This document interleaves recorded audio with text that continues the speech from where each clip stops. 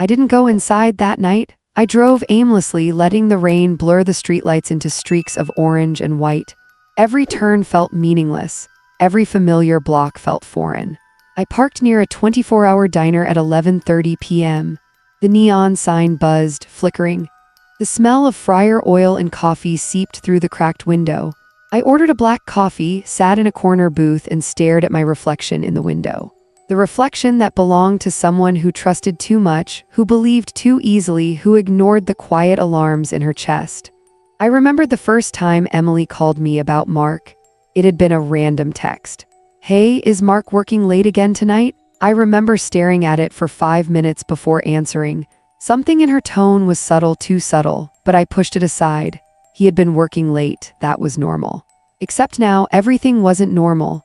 The next morning, I didn't go home first. I stayed at a friend's apartment, pacing, my coffee cooling, heart racing.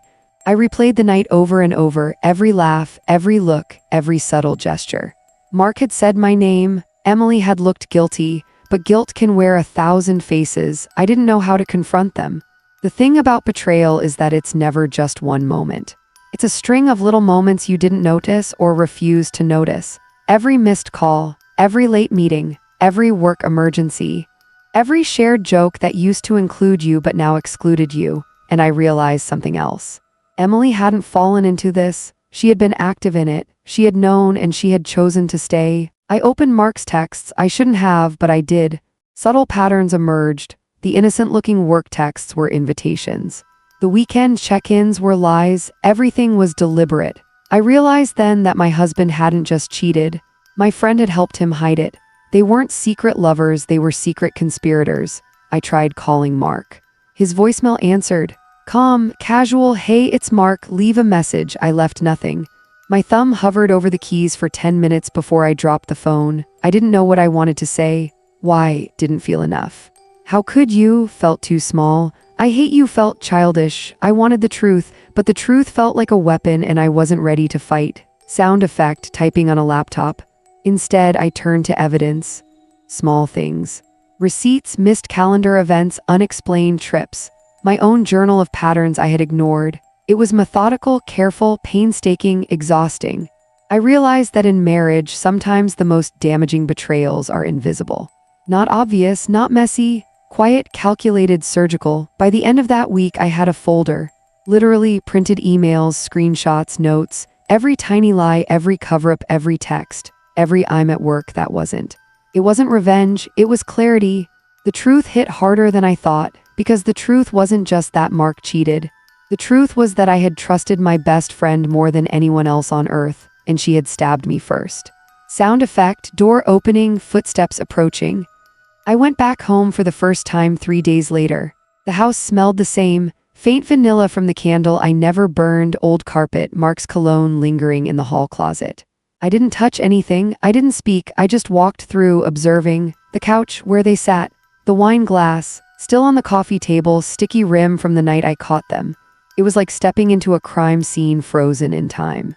I realized then how much of my life I had shared with people who were actively betraying me. Sound effect, sighs, slow and heavy. I wanted to confront them immediately, but I didn't. Because confrontation isn't about truth, it's about consequences. And I wasn't ready to see how much they had already changed me. Instead, I watched. Quietly, I watched how Mark carried on like nothing had happened. I watched Emily text me casually the next week, pretending to be normal. It was surreal. It wasn't the passionate, chaotic revelation you see in movies. No shouting, no doors slamming, no dramatic weeping, just quiet, cold. Reality, I started sleeping on the couch in the guest room, avoiding shared spaces. Mark asked why I was distant. I said nothing. Emily asked if I wanted to talk. I said nothing. I began noticing the patterns I had ignored for months. Little white lies about where he had been, small cover-ups that seemed innocent, her helpful interventions. Always timed perfectly, the way they smiled at each other like they had a secret I wasn't allowed to know. I realized something painful.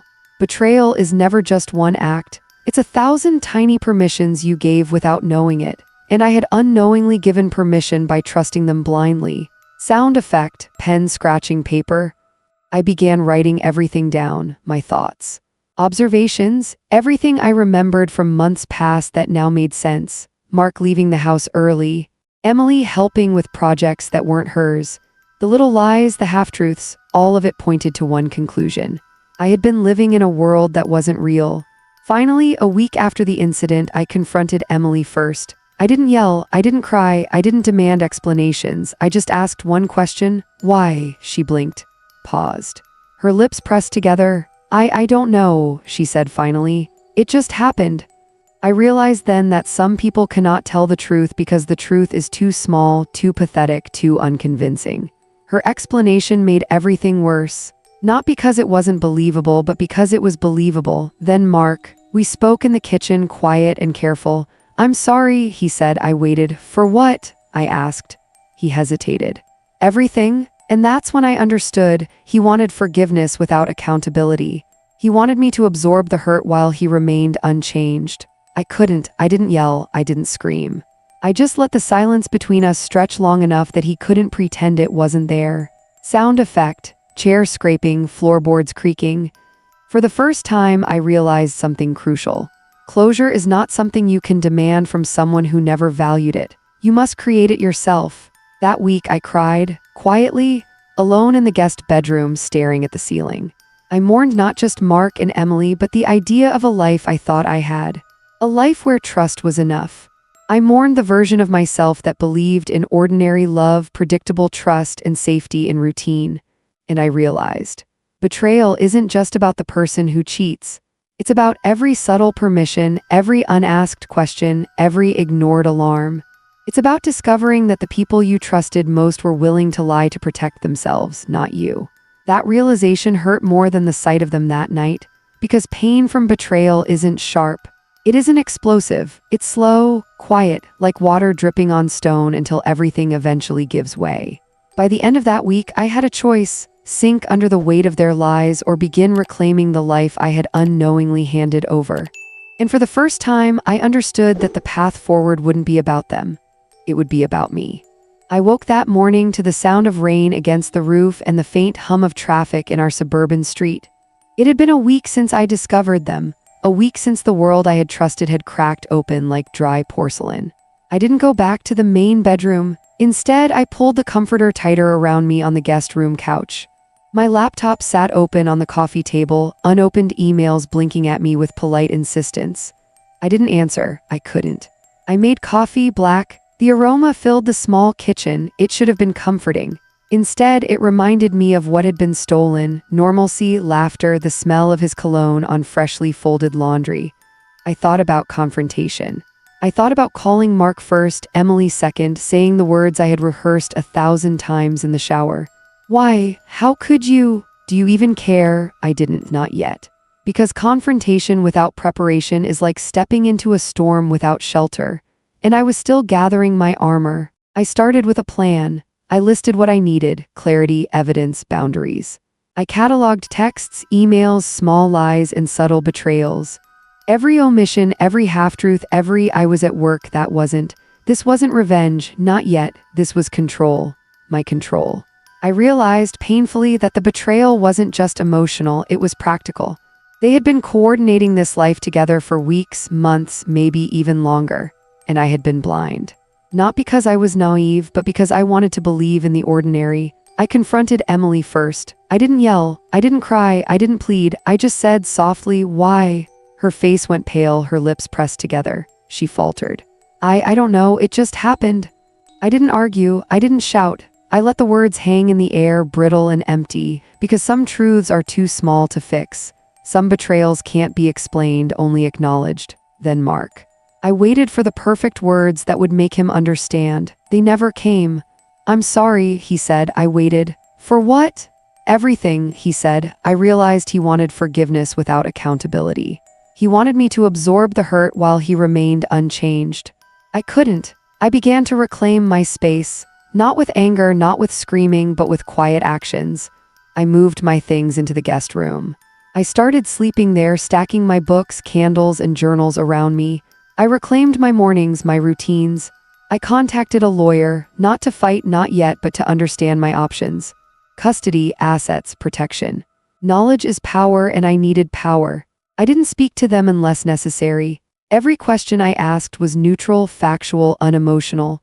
Boundaries became my armor. I wrote constantly, my thoughts, my fears, my observations, my anger. Each page a small act of reclaiming myself, because grief isn't always loud. Sometimes it's quiet, measured, deliberate. Sometimes it's making a list of every lie, every betrayal, and understanding exactly how it shaped your world. Life around me tried to move on. The mail arrived, neighbors waved, dogs barked. The world continued, indifferent to my heartbreak, and slowly I learned to move with it. I allowed myself small victories: a morning walk alone, a quiet breakfast, laundry done without thought of shared spaces, freedom in solitude. I stopped expecting apologies that wouldn't come. I stopped waiting for closure from them. Closure would have to come from me. One evening, I sat on the porch, blanket around my shoulders, watching the sunset. The pink-orange sky streaked with clouds. A breeze carried the scent of wet grass, faintly of wood smoke. I realized that healing wasn't about forgiving them. It wasn't about justice. It was about choosing myself. I had lost people I trusted. I had lost illusions, but I hadn't lost my own voice. I began to feel something like strength, quiet but unmistakable. Not vengeance, not triumph, just control and clarity.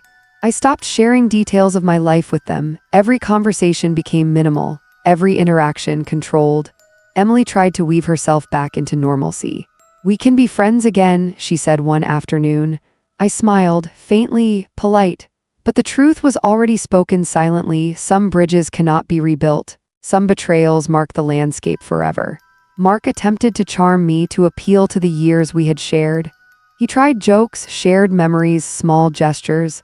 But I had learned something essential. Affection without accountability is meaningless, and I wasn't going to accept it. Weeks passed. I started reclaiming my routines. Mornings alone became sacred. I reconnected with old friends. I focused on my work, my goals, the parts of life I had neglected while navigating a world built on deception. It wasn't dramatic, it wasn't explosive. It was steady, slow, intentional, like water wearing away stone. And I felt something I hadn't expected: peace. Not happiness yet, not trust yet, but peace, because I had chosen myself. That was the moment I understood the final truth about betrayal. It doesn't end with the cheater or the accomplice. It ends with you, with your choices, your boundaries, your courage to walk away from people who will never truly see your value. By the time the weeks turned into months, I wasn't defined by their lies anymore. I was defined by the resilience I had discovered within myself. And in that, I finally saw the faint outline of the life I could reclaim. Without them, without apologies, without closure they would never give. Months had passed since that night, the night my world shifted quietly in the living room, between laughter I thought I could trust. The days blurred, rain gave way to sunshine, weekends returned. Life moved forward whether I wanted it to or not. And I discovered something: time doesn't heal everything, but it does give perspective. Perspective isn't about forgetting, it isn't about forgiving, it's about understanding. I sit now, mornings alone on my balcony, coffee in hand, watching the sunrise over Naperville. The air smells faintly of wet pavement and blooming magnolias. A neighbor jogs past, earbuds in, lost in her own rhythm. The world continues as it always does. I smile quietly. Not because I am happy in the old sense, but because I am intact. I learned that betrayal doesn't begin with cheating. It begins when someone assumes you will tolerate less than honesty. When they think your love, your loyalty, your presence is infinite without boundaries. I had been loyal to a fault, trusting to a fault. And in the aftermath, I realized that loyalty is not just given, it's earned. And when it is abused, the only remedy is to reclaim it for yourself. I wrote down everything I learned, every warning I ignored, every tiny intuition I brushed aside. Each became a lesson etched into my memory. Never silence your instincts. Self-respect is not negotiable. People will not always behave as you hope. Emotional justice can exist even without revenge. I walked past the house one day, my old house. The porch light flicked on. The faint smell of wine drifted across the street as if nothing had happened. I felt no rage. I felt no pain, only a quiet acknowledgement I had been here before, but I was not staying. Some doors, once opened, are not meant to be closed again. I started rebuilding slowly, reconnecting with friends who knew me before Emily, reinvesting in myself professionally. pursuing hobbies I had abandoned. Small victories, quiet but solid. The first time I laughed again without thinking of them, I felt it in my chest. A warm, uncontainable freedom. That laugh was mine, not shared, not stolen, mine. And that, I realized, was the real victory. Not punishment, not confrontation, not revenge, but the reclamation of my own life, my own joy, my own voice. If I could speak to the woman who parked across the street that night, hands shaking, heart breaking, I would say, "You will survive, you will endure, and one day you will realize that betrayal doesn't define you. It's the courage to step away, to rebuild, and to honor yourself that will define who you become." Because the truth is, healing isn't found in their apology. It isn't found in closure. It isn't found in them at all. It's found in you. Months later, I still remember the look on Emily's face that night. Still remember the casual calm in Mark's. But the memories are no longer knives. They are lessons. I have a new routine, a new rhythm, new boundaries, and a new understanding of love and trust. Love doesn't require self-erasure. Trust doesn't require blind faith. And peace doesn't require reconciliation. I chose myself. And in doing so, I reclaimed a life that is unshakable, independent, and mine. To anyone listening who has been betrayed, I offer this. You may not control other people's choices. You may not control their honesty. You may not control the pain they inflict. But you do control one thing: how you respond, how you protect your heart, how you honor your own worth, and that, more than anything, is freedom. This is what I know now. Moral of the story: betrayal doesn't begin with someone cheating. It begins when they assume you'll accept less than honesty. True healing and justice aren't found in their apologies or in revenge. They are found when you reclaim your own worth, honor your boundaries, and choose yourself over anyone who would betray your trust. If you like this video, please like, subscribe, and share this video. Thank you. My hands rested on the steering wheel, 10 and 2, knuckles white, fingers trembling like they belonged to someone else. The dashboard clock glowed 9:12 p.m. Too late for errands, too early to sleep. Across the street, my house looked alive. Not every light, just the living room. A square of warm yellow spilling through slightly pulled curtains, inviting, ordinary, and then I heard it. Laughter. At first, I thought it was a TV laugh track. Canned, harmless, then my chest tightened. That laugh, low, familiar, slightly hoarse at the end, belonged to my husband. Then another, higher, softer, breathless, her laugh, my best friend's laugh, sound effect. Phone buzzing softly in cup holder. My phone vibrated. I didn't check it. I didn't need to. Where are you? Did you get milk? Everything okay? The questions stacked silently while I stared at the window. A shadow moved behind the curtain. A hand lifted a wine glass, the Napa bottle I had been saving for a special night. The hand wore a watch, Mark's watch, the leather strap I had bought him for our anniversary to remind him of his dad. The hand disappeared. The laughter grew louder. Something inside me, something structural, gave way. No sound, no explosion, just collapse. 3 months earlier, if someone had told me that this would be the night my marriage quietly unraveled, I would have corrected them. Because 3 months earlier, my life looked solid, predictable, comfortable, almost boring in the best way. 3 months earlier, I woke up before my alarm like I always did. The bedroom was blue-gray with early light. Mark was still asleep beside me, one arm flung across his pillow, breathing slow and even. I slipped out of bed, the hardwood floor cold under my bare feet. In the kitchen, the coffee maker hissed. Bitter, familiar, comforting. I leaned against the counter, scrolling through news headlines I wouldn't remember in an hour. We lived in Naperville, Illinois, a row of beige townhouses that looked identical, neutral siding, trimmed hedges. Streets where nothing ever happened, and I liked it that way. I worked downtown as a project coordinator for a healthcare nonprofit, emails, spreadsheets, meetings. Mark worked in logistics, button-down shirts wrinkled, tired of traffic, a man I thought I knew entirely. We weren't rich, we weren't struggling, we were stable, and for years I thought stability meant safety. The first sign came quietly. "Hey," Mark said one night, shrugging off his jacket. "Might be working late a few nights." I was chopping vegetables. "Okay, new client, West Coast, different time zones." It made sense, I didn't question it. The late nights multiplied, first 1, then 2, then 3. Weekend check-ins via text. He still kissed me, still lay beside me, still laughed in ways that made me feel like everything was normal. But his phone stopped being on the counter, always in his pocket. Screen down, silent. I noticed but didn't name it. Naming things gives them weight. Emily noticed before I did. Emily, my best friend since college. Dorm room late night talks, ramen dinners, exams, heartbreaks. She knew me better than anyone. We met at our usual Saturday cafe. Exposed brick. Espresso burnt just enough to make your nose wrinkle. Indie music too loud but familiar. "You okay?" she asked, wrapping both hands around her mug. "I'm fine," I said automatically. "Mark working again?" I nodded. "That's a lot lately." I shrugged. "Temporary."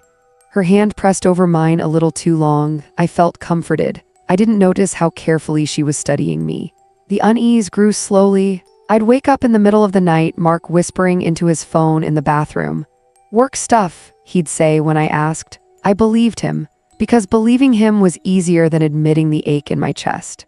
One night I whispered into the dark, "Are you happy?" He turned to me, sleepy, tender. "Of course, why wouldn't I be?" "Just asking," I said. He kissed my forehead.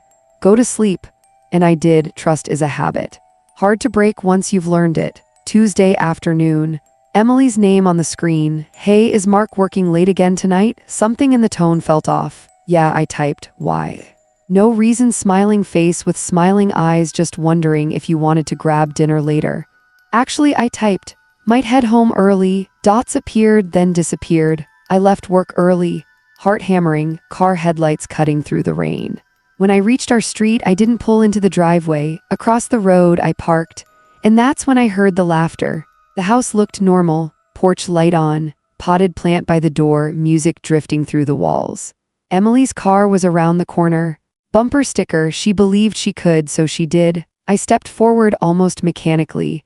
The front door was unlocked. Inside, the smell of wine hit me first, then the laughter, music, familiar, comfortable. Murderous in that moment, Mark on the couch, shirt unbuttoned, shoes kicked off. Emily beside him, hand on his knee, too close, they didn't see me. Emily's gaze caught mine first, her face drained of color. Mark followed. Then he said my name. I didn't scream, I didn't cry. I just stood there, realizing the two people I trusted most had been sharing a world where I didn't exist. Betrayal doesn't explode, it seeps. It rearranges your world quietly while you're still standing. Sound effect, heartbeats slow. This was only the beginning. Dear listeners, before we begin this story, I want to ask you a favor. If my story resonates with your heart, please like this video and subscribe to the channel. And write in the comments which city or state you are listening from. It warms my spirit to know how far my voice travels. Happy listening.